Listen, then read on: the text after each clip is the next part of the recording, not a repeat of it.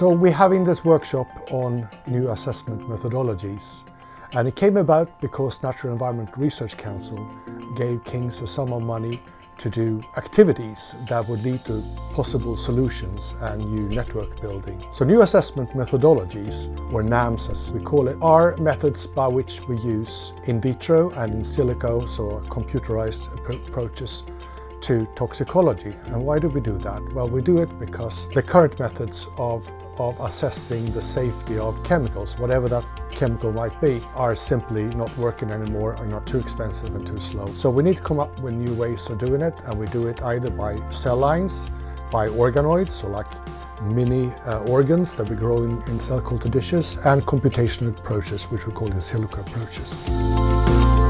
I am a PhD student at King's College. I am particularly interested in pharmaceuticals and their effects in the environment, more specifically in the aquatic system. I would very much like to reduce animal testing because there is an unbelievable amount of unnecessary testing on animals. So as we know, when a pharmaceutical comes out, it has to be tested on invertebrate fish and algae. CRISPR has already developed a fish system to predict the uptake of pharmaceuticals. If you can mimic the fish physiology in a petri dish, it has been shown that the fixed system reduces animal testing about 88%. If just one system can do that, imagine how much a combination of those systems can reduce animal testing. The challenge that we have within ecotoxicology and environmental risk assessment is that if we look at the human side of things, where the aim of any risk assessment is to assess the toxicity to an individual, whereas in the environment there's many species, over millions of species that we're aiming to try and protect. And so there's a huge challenge in trying to take across data that we have within the human risk assessment to see if we can use it to help in ecological risk assessment. So there's a number of ways that we're able to do this. One is via in vitro assays, and another is through in silico assays or in silico methodologies.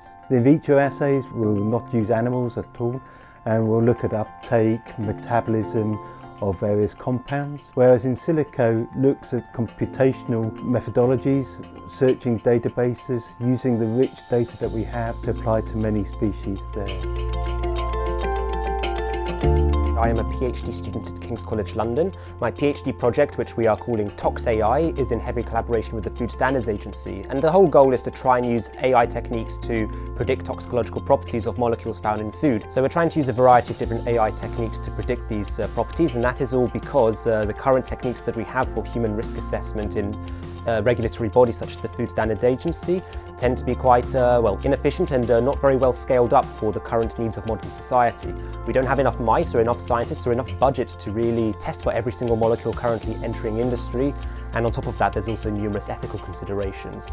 So our goal is to not only make an AI system which can quite accurately predict toxicological properties of molecules, but also we want it to slot in well with the Food Standards Agency's future needs for performing human risk assessments. And we're working also in close collaboration with our European partners at EFSA, who have made already a variety of different models in which we will try to incorporate and sort of make a tool or model which can actually slot in quite well with their current framework.